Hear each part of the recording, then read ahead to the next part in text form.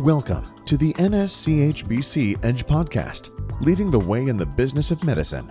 Now here's your host, Terry Fletcher. Hello, everyone, and welcome to the NSCHBC Edge Podcast. I'm your host, Terry Fletcher. The Edge Podcast is brought to you today by the National Society of Certified Healthcare Business Consultants. Our goal is to discuss healthy business principles, have conversations on the business side of medicine, so that you and your practice can thrive and be profitable and successful for years to come. As many of you know, the NSCHBC is a proactive organization with over 300 members, including legacy members that share their wealth of knowledge and expertise with each other, whether it be in the legal field, the accounting field, the revenue cycle management field, the business management field, value-based care, and more. We have every kind of consultant that focuses on the healthcare industry you could want. So for this episode, I'm actually excited for this episode because it's something we haven't talked about in a while.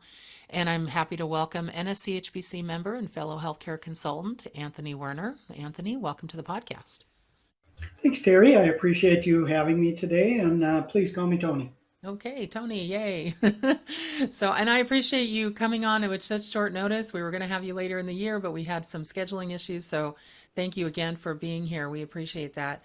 So I know that you sent something out to our listserv that we have with the NSCHBC, and I read through it quickly, and then I went, oh, wait, I want to take some time with this because it was such an important document, and we appreciate you for just articulating this information on payer negotiations and interoperability, which I'm assuming means working together and trying to get everybody on the same page. And as I'm reading it, and it was very not just thoughtful, but also detail-oriented, and I just love the language in there. I really like to have a conversation about some of it because I think that's probably a tough thing for many practices, whether they be large that have their own, in-house people who negotiate contracts versus subbing it out, versus those small providers who have to figure it out on the fly. And how to just have an open dialogue for payer contract negotiations. So let me ask you this. When you're approaching a client, whether it be big or small, how do you start that conversation with the payers? Well, Terry, thank you. Usually when we're talking with the payers, we're starting the conversation because there's been a communication from the payer that the current contract is up for renewal. Or if it's an evergreen contract, the client has indicated they wanted to try to negotiate with the payer, in most cases, to receive higher reimbursement rates. Starting to have that conversation, the biggest thing I'm finding in 2023 and 2024 is just being able to get somebody to talk to you. So it's really the art of being able to get a hold of a payer rep that is willing to talk with you about your payer contracts. And many times that requires a letter from the practice leadership to the payer indicating that the contract period is up for renewal and you'd like to have a conversation with them and would like to be contacted. Again, most of payer contracting or payer negotiations is just that determination and that perseverance to make sure that you're getting somebody there. So is that part of what you do in your consulting work, that you find that person that they need to be in contact with, and then you're basically that assistant negotiator to help bridge the gap? Many times I find that yes, we have to help them find the right person or send the right letter to get that person. I think most of our consultants that are part of our membership have good relationships and good contacts with payers. So I've actually found that talking to other members, many times you can find somebody to talk to with each of the payers that you may not have in your contact list. Yeah, I've noticed that as well. And the other thing I've noticed, and you brought up a really good point, just finding that person to talk to at the payer is almost the biggest challenge than the conversation itself. Sometimes it can be the biggest challenge because if you don't have the ability to talk to anybody, you don't have the ability to do anything. And I've seen practices that have resorted to sending to try to get somebody to talk to them, having to resort to a termination letter saying that they were going to terminate the contract. If nobody calls them, the payers take it and go, okay, fine, we'll term you. And then you're trying to fight to get back in network. So I would never recommend that the way to force or try to get a contact would be through that termination letter. Through threatening termination, right? And then making sure that you have somebody that can actually negotiate with you. I notice that sometimes in contract negotiations I've been involved with for my clients, we get somebody and then we find out they really don't have any kind of authority to negotiate with us. They're kind of like a middleman, if you will, just saying you need to keep it as it is. And we look through the contract, and the reason we're trying to negotiate, I mean, perfect example, the pandemic.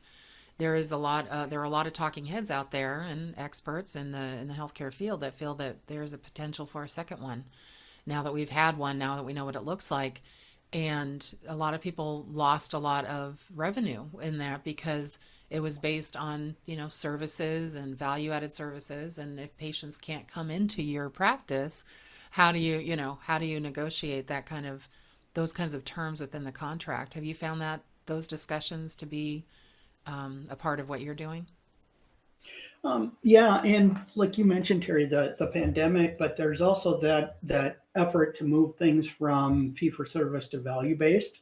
So a lot of what I've been trying to make sure that we have those conversations with the payers is around how can we, for our practice, for our clients, how can we get and take advantage of some of that value based payment, or how do we look at what is the I call it the practice value proposition on what we bring to that payer, what we bring to the employers, what we bring to the members and patients that we serve. And you brought up a good point, because one of the sticklers I have with value-based care is I don't always see where it's good for the provider. It may be good for the patient because it's kind of like going to Costco. You can get everything at one place, or, shopping on Amazon, but is it really good for the provider when it comes to, and we have to look at that. That's what we do, and a lot with the patient. Is it good for both sides as far as what you get? But moving on and talking about some of the things that you wrote in your paper, which again was just fantastic. When you're talking about these contract negotiations, who should participate in these discussions? Some practices don't have, a team to do that, don't have a legal team. They do need to outsource it, or they have a provider that just doesn't have the time, or an office manager that could be a spouse that, not to discount spouses that working in their offices, but, just somebody that doesn't understand it. Somebody that maybe they just have one employee that's a front desk and a biller. What do you do there? Good question there. And, we all know that in most of our practices, the most expensive resource we have are those providers, those physicians that are in the practice, or the other providers in the practice. So we want to keep the time that they have to spend on something like this to where it's beneficial and fruitful for them. That being said, we usually find the most impact when we do have one of the physicians involved with those conversations. And since revenues are the lifeblood of the practice, it's important to have them involved. Typically, what I find is if the clinic is small and they don't have anybody that understands the discussions that need to be had with payers, or how to prep for those discussions, that it's good to use somebody that has that experience, an outside resource or something like that. Most of the time when I've talked with individuals, the return on investment of using an outside resource when you don't have the skills inside is, in the several 100% return on investment for those in typical cases. Well, and that's why we have a job as consultants, because people would definitely need somebody that has that subject matter expertise to do that. You and I were talking offline a little bit when it comes to, not just the cost of doing it, but the cost of not doing it. So, we have a lot of providers, a lot of physicians, and a lot of people that listen into our podcast. And can you just speak a little bit about, not negotiating with payers and just forgetting that you signed a contract way back when, and not realizing that fee schedules have changed, inflation has changed, staffing has changed, shortages have changed, and you need to make sure they're updated. Sure, Terry. And just quickly for those that haven't seen the document that I sent out was specific to things around administrative transactions, reducing waste and reducing administrative burden for practices, or the digital health information technology interoperability, the sharing of data back and forth as we're looking at things. And so we'll come back to that. But to me, I find that a lot of times I'll work with a client that hasn't really put a lot of emphasis on payer negotiations. So they've got, I'll ask and say, hey, when was the last time you talked to Blue Cross? And can I get a copy of your contract to review what you have in there and see if there's any clauses that could harm you or where we're getting paid? And many times, I'm not going to say a majority, but many times they can't even give me their fee schedule on what they're supposed to be getting paid. And in most cases, I would say a lot of these that haven't put payer contracting as an emphasis, they may have a contract that the only language that they have is from, a contract from back in 2009. I looked at a contract a couple of weeks ago where it was still from in the 1990s. It was a 1999 contract. Oh, no. Obviously, lots of things have changed since then. Yeah. Oh, my goodness. I see the same thing, just so you know, you're not alone. So I think that with a lot of small practices, many times there's a feeling of helplessness that the payer says, we're not even going to negotiate with you, take it or leave it, or you're out of the network. That's part of that discussion, is to not necessarily just accept that the payer is going to kick you out of network. It's, you have a legal right to be able to talk about those contracts, and you have to push a little bit. You have to be able to take a little bit of risk to be able to have those discussions. And if you don't, what you're going to find is that you're just going to continue to drop behind the market, that others are going to continue to get increases where yours stays the same. And pretty soon you're way below the market, and trying to get a 15 or 20% increase to bring you just up to market becomes almost an impossible task. Yeah, and there was another thing that I've noticed too, and this is one of the things that, and I keep referencing the paper. And for those of you out there, if you join the NSCHBC, you'll basically have options to have this kind of information, because our consultants sent it out. They're just so generous when it comes to that. You mentioned something that I think some people miss when it comes to contract payer negotiation. We've been talking about fee schedules and making sure those are updated, but there's other things within contracts that I think people miss. And one of the biggest things is prior authorizations and how those work, and appealing claims and how that works, and how long you have to file your claim, and things like that. So have you found, as far as providing some of this language, that payers are open to those discussions that aren't necessarily directly related to the fee schedule?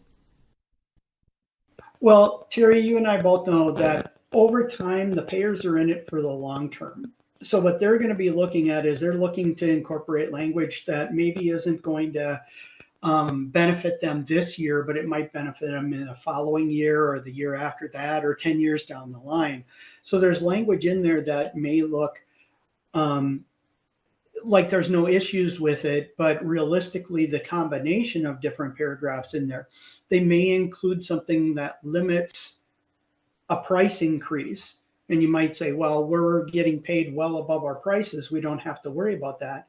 But there might be another clause in there that says we're going to pay you the lesser of either your contracted rate or 70% of your charges. You go down the line a few years, and if you aren't getting increases, and you can only increase your charges by a certain percentage, I've seen somewhere that language says you can't increase your charges. It's just a 0% increase in your charges. I'd never accept that. That's the type of language, but it's in there and people don't even watch for it. Or probably the most common I'm seeing now is that you're limited to a 1% price increase. The problem is you may have 25 payers that don't limit you, but one that does limit you. And so you can only increase your prices by 1% because you have to keep those prices the same for all payers. So problematic language with one payer can cascade over into problems with multiple different payers. Well, and I've also seen, I'm based in California, and we have a California workers' comp fee schedule.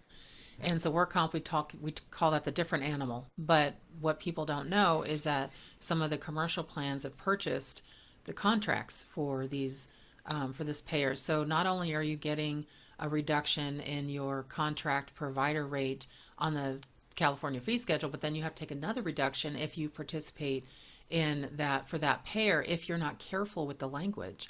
I negotiated a contract saying if we're taking one reduction, we're not taking the other, pick one. And luckily that, that went through for that payer.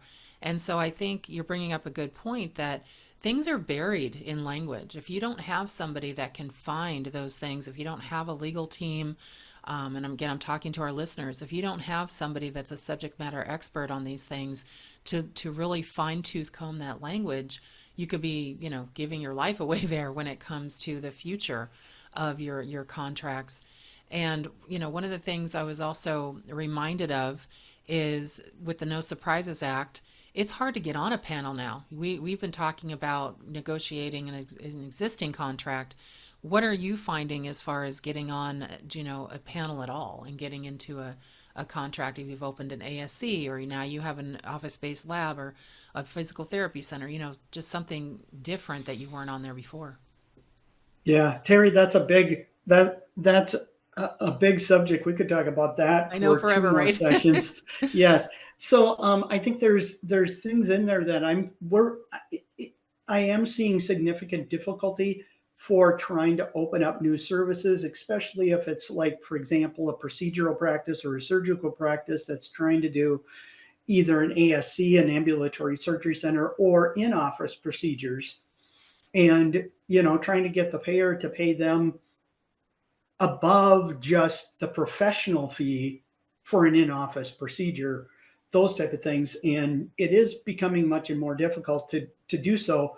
I think the leverage that you have with those is almost always the private practices are going to be cheaper than the same thing being done in a hospital setting or with some of the larger systems as you're looking at it. So there is leverage there that you can use, but it's becoming more and more difficult because sometimes other providers are trying to lock you out of that network.